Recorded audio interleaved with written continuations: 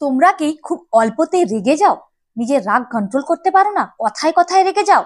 এবং যেটা হয়, যখন তোমরা রেগে যাও তখন কিন্তু তোমাদের ভাষার মধ্যে কোনো কন্ট্রোল থাকে না, যে কোনো ভাষা তোমরা বলে ফেলতে পারো। এই ধরনের সমস্যার মধ্যে দিয়ে কি তোমরা যাচ্ছ? তো অবশ্যই তোমরা এই রেমেডিগুলো ট্রাই করে দেখো। তোমাদের দেখবে রাগ ধীরে ধীরে কম হয়ে যাবে। তো এর জন্য তোমাদের যেটা করতে হবে, প্রথমেই যে কথাটা বলবো সেটা হচ্ছে, তোমরা কিন্তু রেড কালারের জামা কাপড় পরা বন্ধ করে দাও, মানে রেড কালার তোমরা অ্যাভয়েড করা শুরু করো। দ্বিতীয় যে কথাটা বলবো, মঙ্গলবার থেকে তোমরা শুরু করবে এটা। প্রত্যেক দিন তোমরা সাদা চন্দনের তিলক লাগানো শুরু করো কপালেতে। এই কাজটা তোমরা অবশ্যই কিন্তু মঙ্গলবার থেকেই শুরু করবে। তৃতীয় যে রেমেডিটার কথা বলবো, তোমরা কানের অথবা তোমরা হাতের কড়া তৈরি করবে রূপো দিয়ে। তারপর তোমরা রবিবার দিন ওটা পঞ্চামৃতের মধ্যে ডিপ করে রেখে দেবে। সোমবার দিন তোমরা কি করবে, ওটা ধারণ করে নেবে। এই ছোট্ট ছোট্ট কাজগুলো তোমরা করে দেখো, তোমরা কিন্তু খুব ভালো রেজাল্ট পাবে। তোমাদের রাগ দেখবে ধীরে ধীরে কম হওয়া শুরু হবে।